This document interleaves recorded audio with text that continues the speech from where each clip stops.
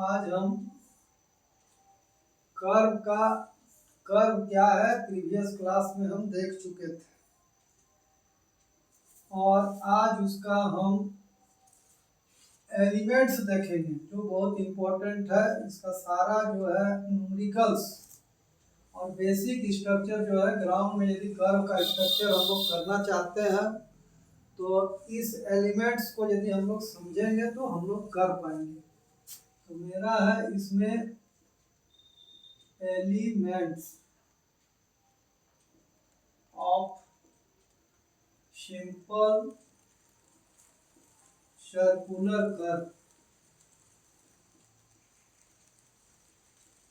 तो सबसे पहले इसमें हम लोग सिंपल सर्कुलर कर्व का जो है डिजाइन देखते हैं और उसके बाद उसका सारा एलिमेंट्स को हम लोग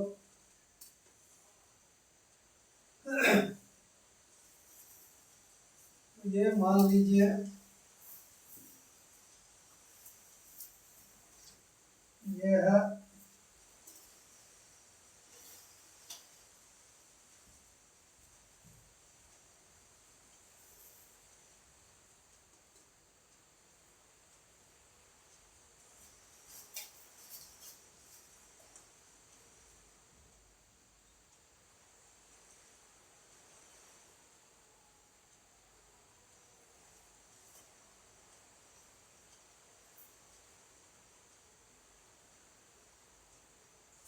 और यहाँ से जो है मेरा कर्व का पोजीशन लेगा इस तरह से।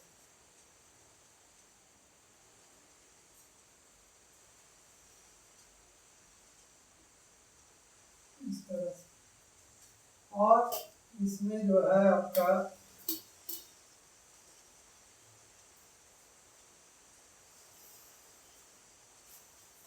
कर्व का एलिमेंट से ही हम लोग कर्व को ड्रॉ करते हैं। तो एलिमेंट से जब कर्व को ड्रॉ करते हैं तो यहाँ पर इसका नेमिंग कर देते हैं हम लोग और नेमिंग करके इसका सारा एलिमेंट्स को हम लोग देखते हैं। तो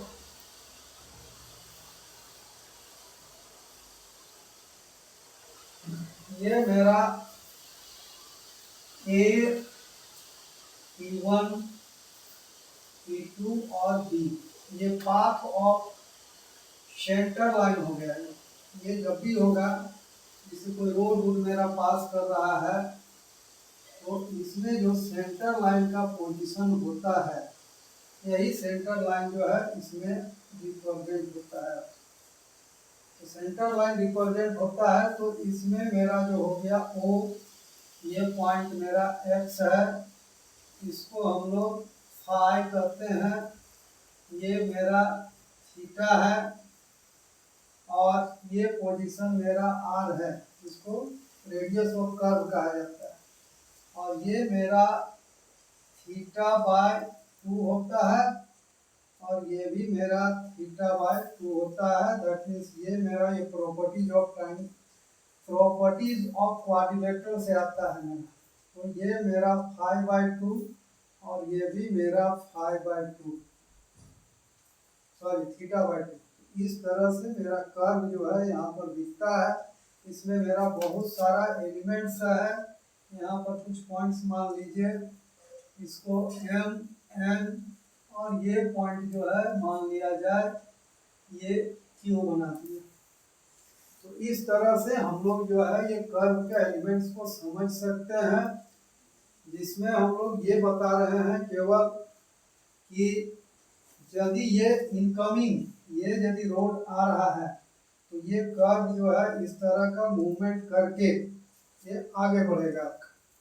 तो यहाँ पर हो गया A, P1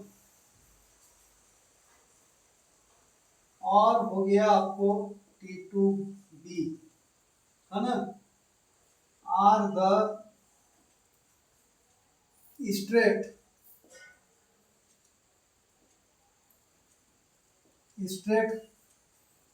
ऑफ कर्व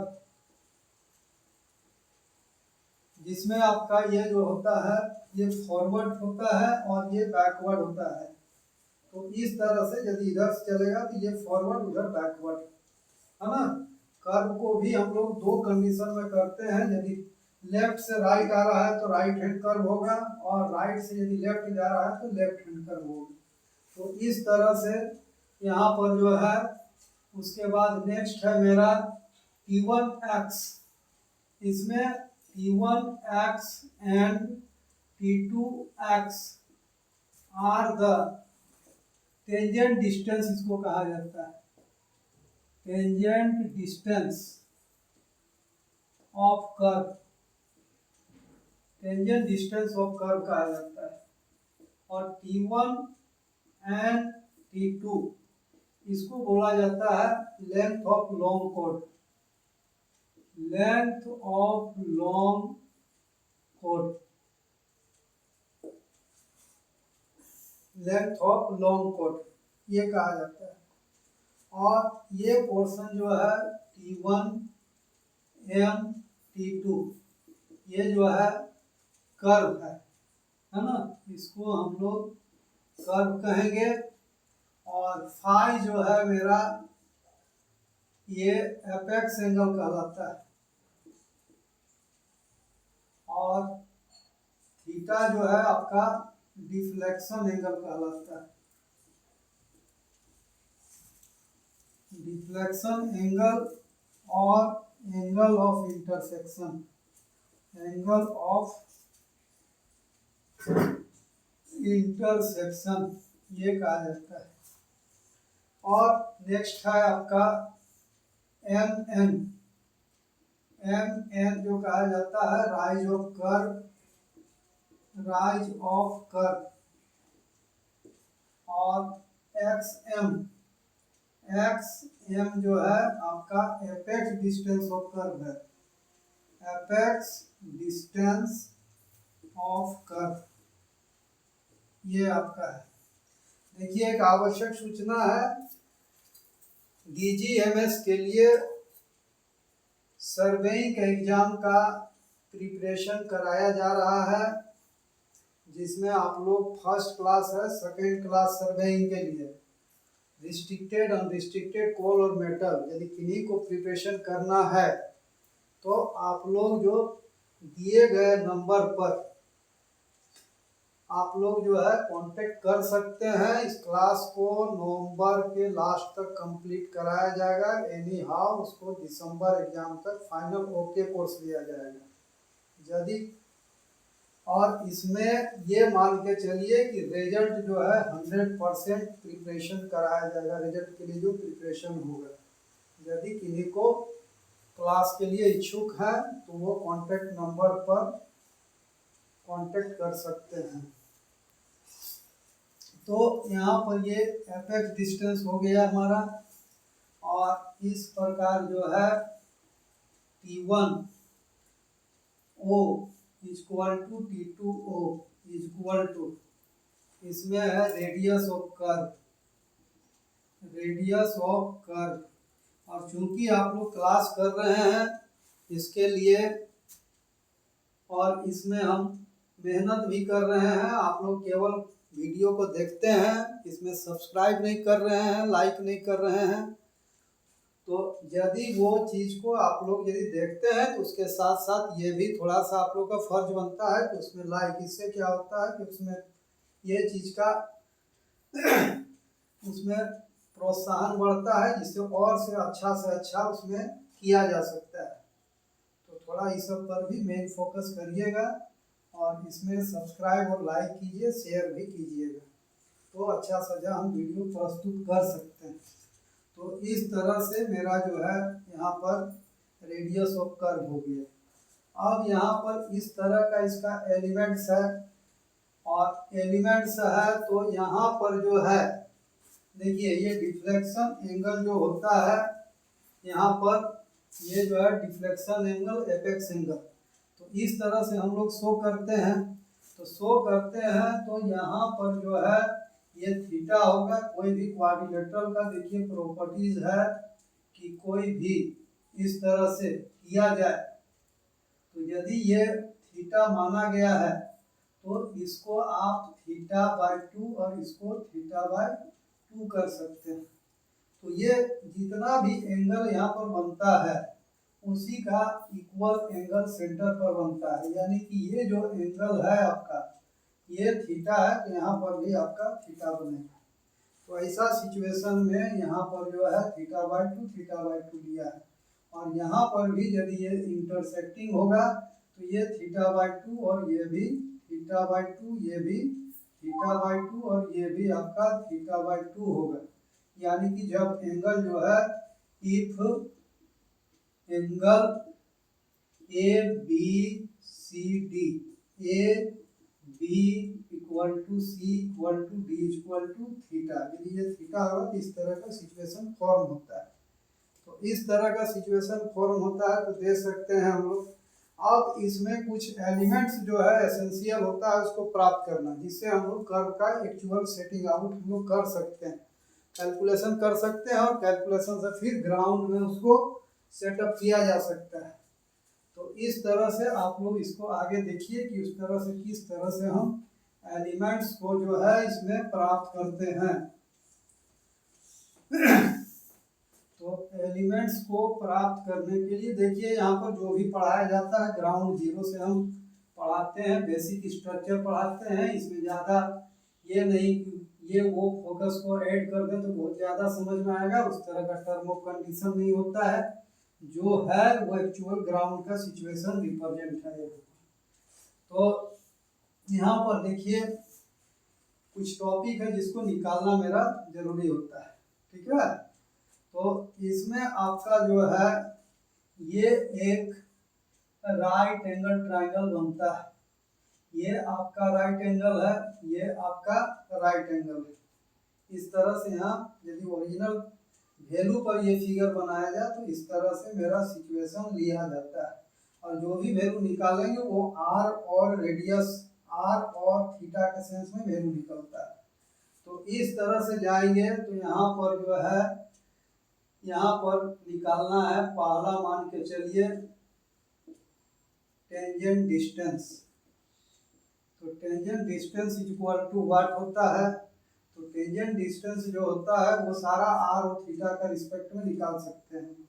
तो इसमें है इन ट्रायंगल XT1O, XT1O इसमें जाएंगे तो आपका यहाँ पर देखिए ये एंगल बना है, तो ये मेरा परपेंडिकुलर बेस और हाइपोटेनस।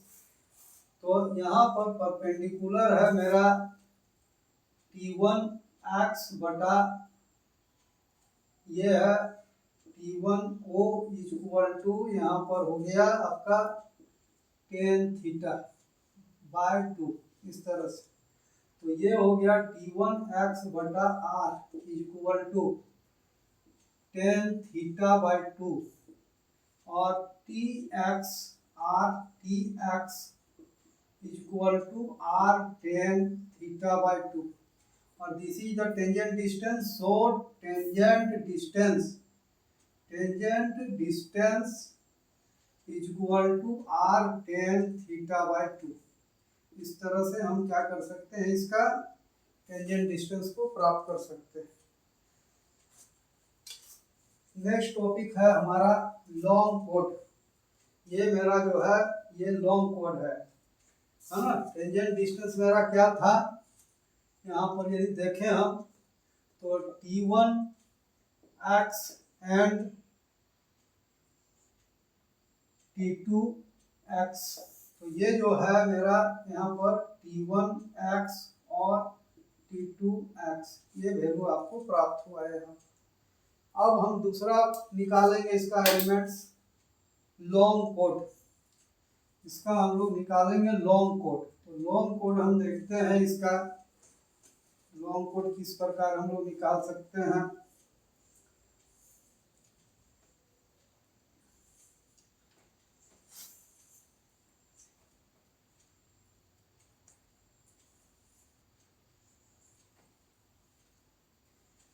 तो इसमें आप जाइए, सेकेंड है आपका लॉन्ग कोड। तो लॉन्ग कोड जो है मेरा इसमें क्योंकि कर्व जो है ये मेरा सबसे बड़ा कोड है, इसलिए लॉन्ग कोड कहा जाता है। इसी में इस तरह से यदि डालते हैं तो ये मेरा सब कोड होता है।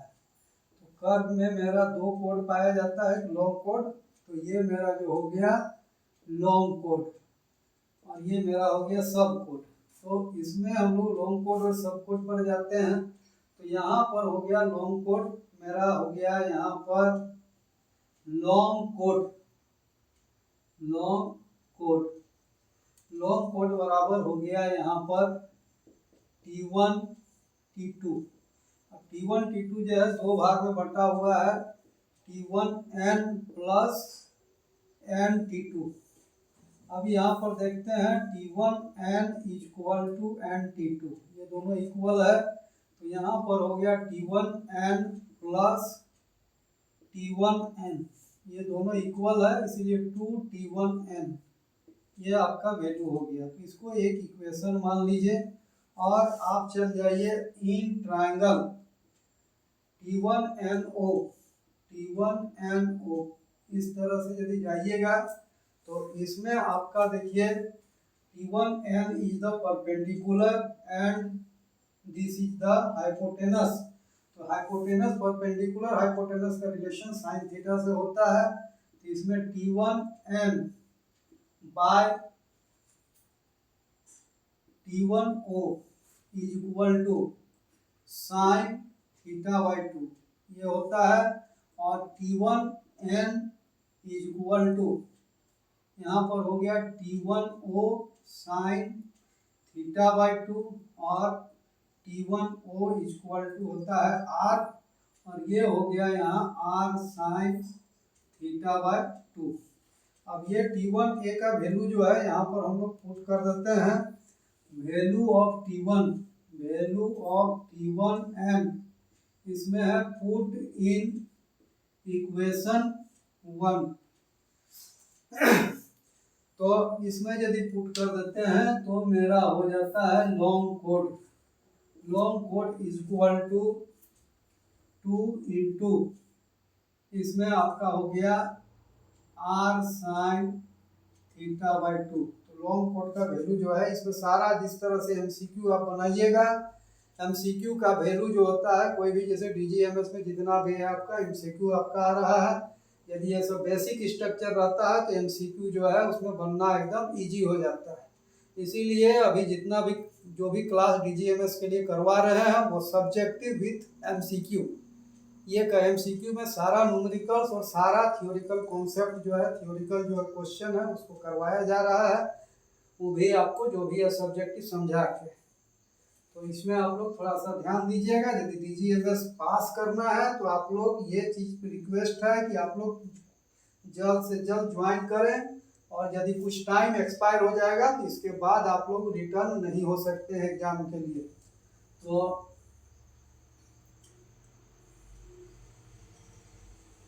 और ये सेल्फ जो है कि केवल हम 2000-1000 क्वेश्चन रट लेंगे और DGMS पास करेंगे, वो भी आपका पॉसिबिलिटी नहीं है जब तक आप उसका सब्जेक्टिव नहीं जानिए। तो यहाँ पर हो गया long code 2R sign theta by 2, इससे आपको R दिया रहेगा, थीटा दिया रहेगा, लॉन्ग कोड का वैल्यू मांगेगा तो इसमें डाल देंगे तो वो वैल्यू हमारा प्राप्त हो जाएगा। तो यहाँ पर हो गया मेरा ये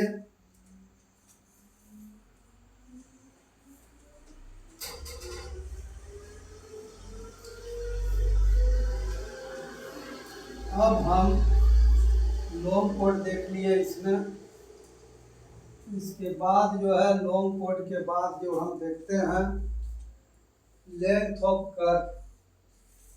तो इसमें यदि हम देखें हम लेंथ ऑफ कर्व, तो लेंथ ऑफ कर्व यदि हम देखते हैं तो लेंथ ऑफ कर्व जो होता है, चूंकि देखिए कोई भी सर्किल जो होता है वो सर्किल जो है इसका सर्कमफेरेंस डिस्टेंस जो होता है 2πr होता है, ये होता है।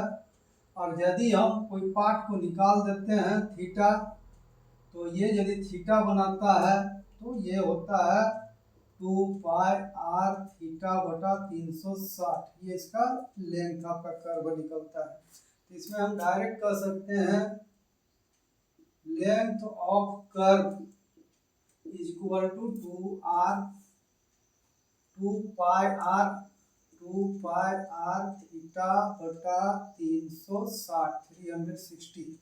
तो इस तरह से लेंथ ऑफ कर्व जो है यहाँ पर ये जो है T1 M T2 ये हमारा लेंथ ऑफ कर्व है इस तरह से।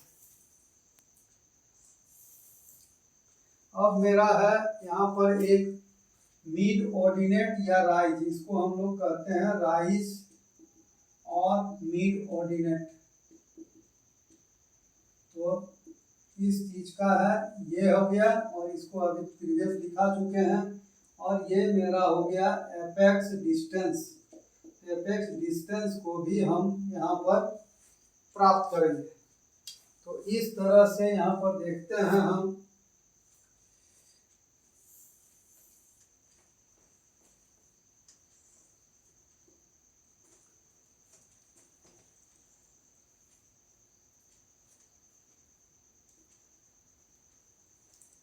अब यहाँ पर हम जा रहे हैं राइज ऑफ कर्व या मिड ऑर्डिनेट।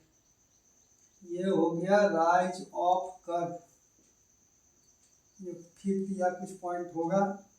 तो राइज ऑफ कर्व जो है यहाँ पर एम है, एम इज इक्वल टू क्या, इस तरह से हम लोग देखेंगे। तो राइज ऑफ कर्व जो है यहाँ पर देखिए according to figure M N is equal to M O minus N O. ये इक्वेशन बना। एम ओ में यदि एन ओ घटा देते हैं तो मेरा हो जाता है एम एन, और इसमें जब जाएंगे तो this is the R minus N O, this is the equation first, है ना। तो एन ओ देखिए, अब यहाँ चल जाइए इन ट्राइंगल T1NO, T1NO, इस तरह से हम लोग T1NO में जाते हैं। तो इस तरह से मेरा ये पोजीशन और ये पोजीशन बेस बाय हाइपोटेनस का होता है, और ये परपेंडिकुलर बेस हाइपोटेनस का होता है। इसमें यदि हम जाएंगे तो बेस हो गया NO by T1O is equal to हो जाता है मेरा cos थीटा बाई 2। इसमें मेरा निकलता है cos थीटा बाई 2, और NO is equal to T1O cos theta by 2, और T1O जो है मेरा यहाँ पर ये R cos थीटा बाई 2। इस तरह से NO का पोजीशन जो है दिया यहाँ पर, और value of NO put in equation 1। यहाँ पर हो गया value of equation, value of NO put in equation 1। इसमें जब हम वैल्यू रख देते हैं तो यहाँ पर ये मेरा राइज है, तो M N is equal to R, और यहाँ पर माइनस है NO का value R cos theta by 2 प्राप्त हुआ यहाँ पर, और this is the rise of curve. तो यहाँ पर हो गया rise of curve is equal to R1 minus cos theta by 2। इस तरह से मेरा राइज ऑफ कर्व प्राप्त होता है। और एक डिस्टेंस जो है मेरा एपेक्स डिस्टेंस, एक डिस्टेंस जो है मेरा एपेक्स डिस्टेंस, इसको देखते हैं।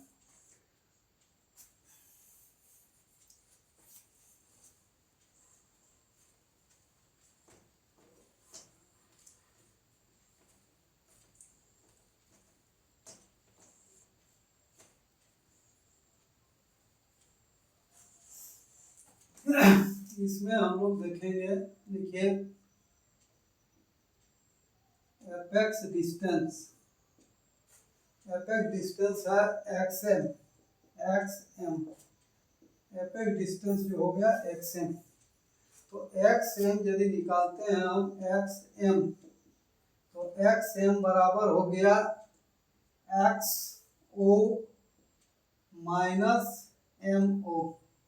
इस तरह से मिलेगा this distance minus this distance equal to XM, और XM is the apex distance of the curve.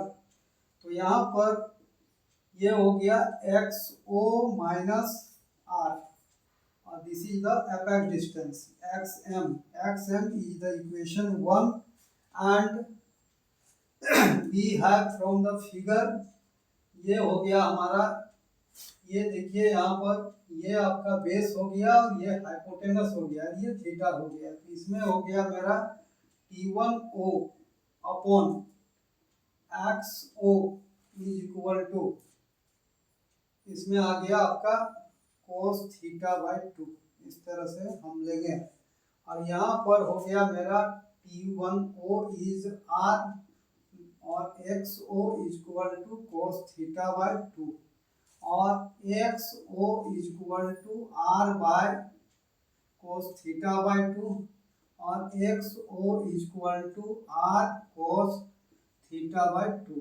तो ये जो XO मिला मेरा, XO यदि यहाँ पर रख दे तो मेरा एपेक्स डिस्टेंस जो है मिल जाएगा। यहाँ पर हम जाते हैं apex distance, apex distance is equal to, यहाँ हो गया R cos theta by 2 minus R और apex distance is equal to, apex distance is equal to R cos theta by 2 minus 1। इस तरह से मेरा एपेक्स डिस्टेंस का जो है यहाँ पर वैल्यू आपका प्राप्त हुआ, एपेक्स डिस्टेंस का वैल्यू प्राप्त हुआ। तो इस तरह से हम लोग जो है सेटिंग आउट कर्व का एलिमेंट्स को जान सकते हैं। और इसके बाद जो है नेक्स्ट टॉपिक जो होगा, इसमें कर्व के लिए हम लोग कुछ टॉपिक है, सुपर एलिवेशन, ट्रांजिशन कर्व, इस तरह से कुछ एग्जांपल्स हैं जो कर्व के लिए एसेंशियल पार्ट है, उसको बनाने का बताने की कोशिश करेंगे। और कुछ इसका पार्ट्स जो है सिंपल सर्कुलर कर्व का न्यूमेरिकल्स लेंगे। ऐसे तो कंपाउंड कर्व, रिवर्स कर्व को भी हमको इसमें डील करना जरूरी होता है, लेकिन आवश्यकता समझेंगे तो उसको करवाया जाएगा। यदि आप लोग कमेंट्स करेंगे, आप लोग उस चीज़ को चाहेंगे तो करवाएंगे, नहीं तो सिंपल कर्व आपको बताया जाएगा। Thank you. ओके।